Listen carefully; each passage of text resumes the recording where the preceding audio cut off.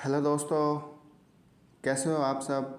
उम्मीद करता हूँ आप सब अच्छे होंगे। आपका स्वास्थ्य और आपका स्टडी पढ़ाई बढ़िया चल रही होगी। स्वागत है आपका फिर से सूर्य एकेडमी में। जैसे कि आपको पता है कि जो हमारा इथिक्स का सीरीज़ चल रहा है, और मैंने उम्मीद करता हूँ आपसे भी कि इस सीरीज़ को प्रॉपर फॉलो करें। और मैं अपनी तरफ से पूरी कोशिश कर रहा हूँ कि आपको टू द पॉइंट कंटेक्स्ट और कॉन्टेक्स्ट दोनों ही प्रोवाइड कराने की कोशिश करूँ।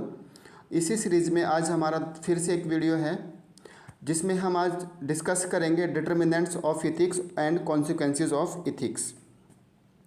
डिटर्मिनेंट्स ऑफ इथिक्स है क्या? डिटर्मिनेंट मतलब जैसे कि हम क्या डिटरमाइन करें कि क्या तो हमारे लिए अच्छा है, क्या हमारे लिए गलत है।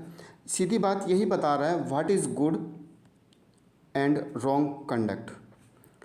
क्या तो अच्छा है, क्या बुरा है, क्या सही है, क्या गलत है। ये सब डिसाइड हो रहा है अलग अलग फैक्टर से, जिसको हम क्या बोल रहे हैं? डिटर्मिनेंट। जैसे टाइम स्केल पर, place, person to person and other factor.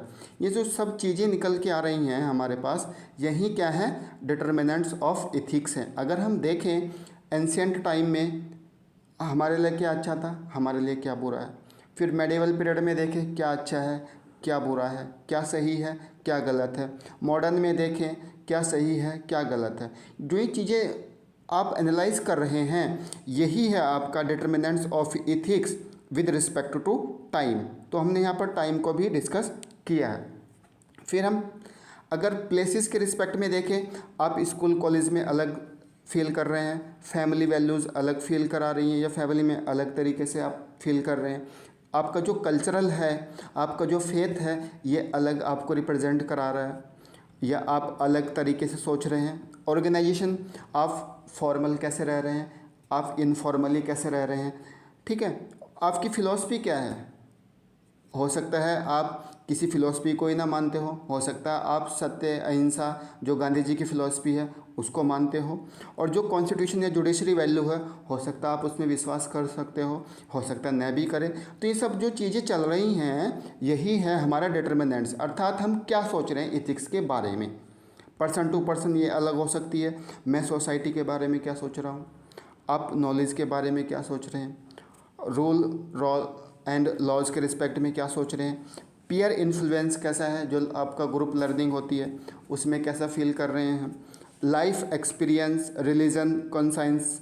ये सब जो चीज़ें हैं, ये हमारा क्या है? इथिक्स को डिटर्मिनेंट करा रही हैं कि क्या है क्या नहीं है। फिर अगर हम अदर्स फैक्टर देखें तो उसमें हम देख रहे हैं अकाउंटेबिलिटी, जवाबदेह है या नहीं है, dedication, activeness, integrity, honesty, reliability, impartiality. ये जो सब चीज़ें हम देख रहे हैं, ये रिप्रेजेंट हो रही है कि क्या एक ह्यूमन या एक सिटीजन के रिस्पेक्ट में हम क्या तो सीख रहे हैं, हम क्या इसको अडॉप्ट कर रहे हैं। तो ये चीज़ें हैं हमारी, यही रिप्रेजेंट कर रहा है डिटर्मिनेंट्स ऑफ इथिक्स। अब कॉन्सिक्वेंसेस क्या हैं? अगर आप एक इथिकल पर्सन है तो क्या कॉन्सिक्वेंसेस निकलेंगे, आप एक इथिकल पर्सन नहीं हैं तो क्या कॉन्सिक्वेंसेस निकलेंगे।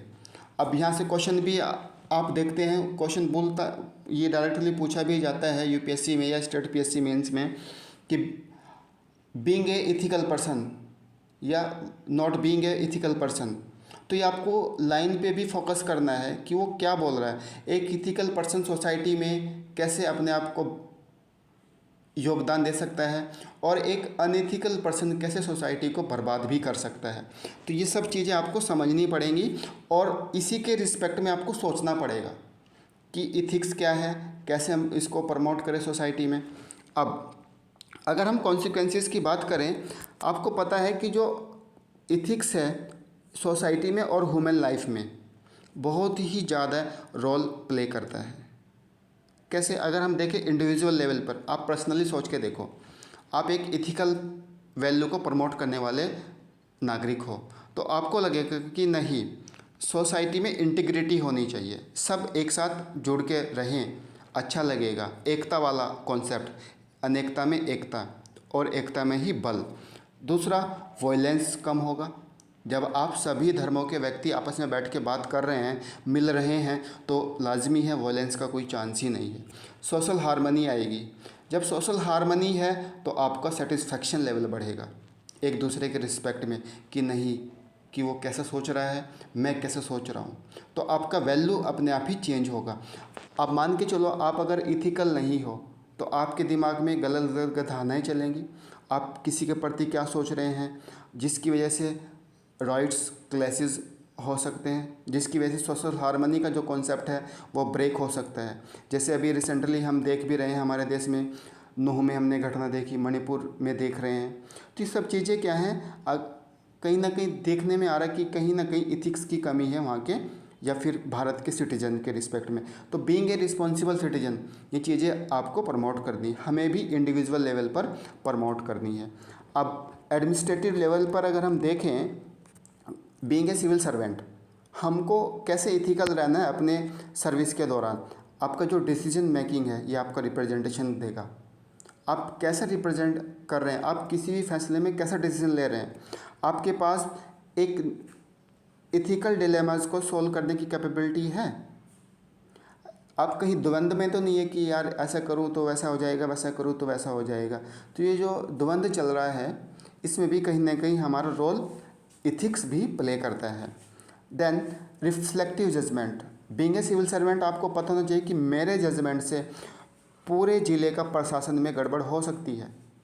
तो अगर आप इथिकल हैं, इंटीग्रिटी हैं, अकाउंटेबल हैं, तो आपका जो जजमेंट होगा वो रिफ्लेक्टिव होगा, समाज को दिशा दिखाने वाला होगा।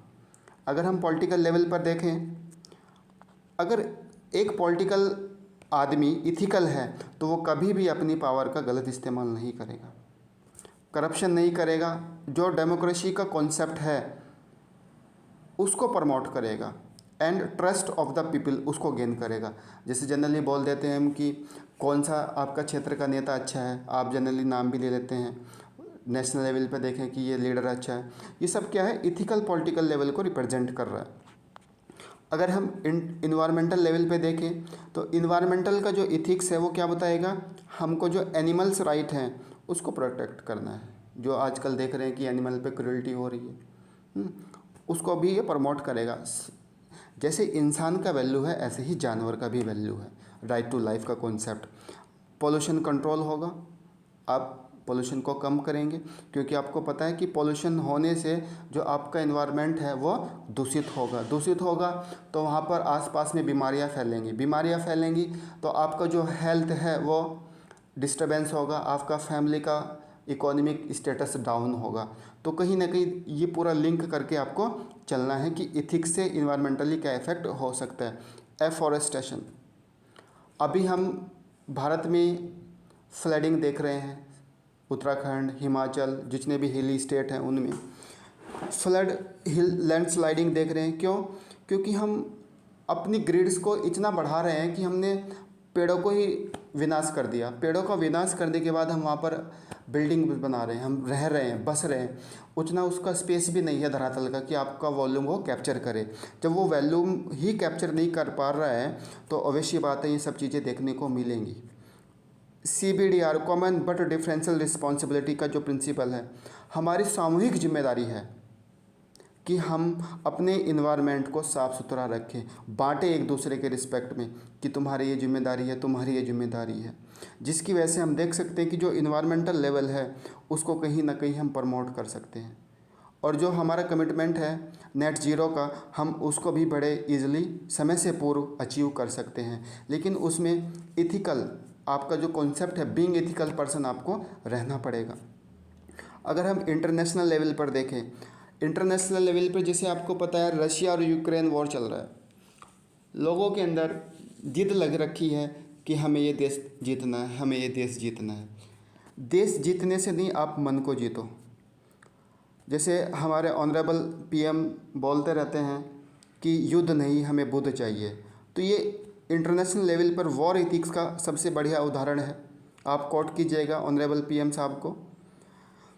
हम देख सकते हैं कि अगर इंटरनेशनल लेवल पर हम बुद्ध की फ़िलॉसफी देखें तो अच्छे अच्छे देश आपस में कोलैबोरेट करके जो वार वाली सिचुएशन है उससे ब्रेक हो सकते हैं, उसको तोड़ सकते हैं वॉर को।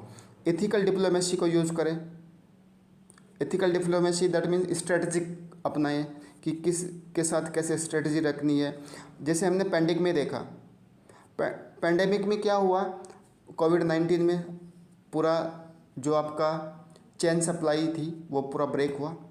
जो जिस हमने भारत ने एक कॉन्सेप्ट भी निभाया है, लोगों को मेडिसिन सप्लाई दी, जिसकी वजह से जो कोविड-19 है उसमें रोकथाम देखने को मिली। भारत का जो G20 का स्लोगन भी है वासुदेव कुटुंबकम, पूरा संपूर्ण विश्व एक परिवार है। तो उस ध्येय के साथ भारत ने अपनी अप्रोच को आगे बढ़ाया है इंटरनेशनल लेवल पे। क्यों बढ़ा रहा है? क्योंकि भारत के जो सिटीजन है, जो भारत का जो वैल्यू है वो क्या है, वासुदेव कुटुंबकम या अतिथि देवो भव का जो कॉन्सेप्ट है। हमारे लिए जो भी विदेशी धरती है हम उसका भी उतना ही सम्मान करते हैं, क्योंकि वहाँ पर भी नागरिक बसते हैं, उनका भी अधिकार है। इसी कॉन्सेप्ट, यही हमारा कॉन्स्टिट्यूशनल वैल्यू भी है।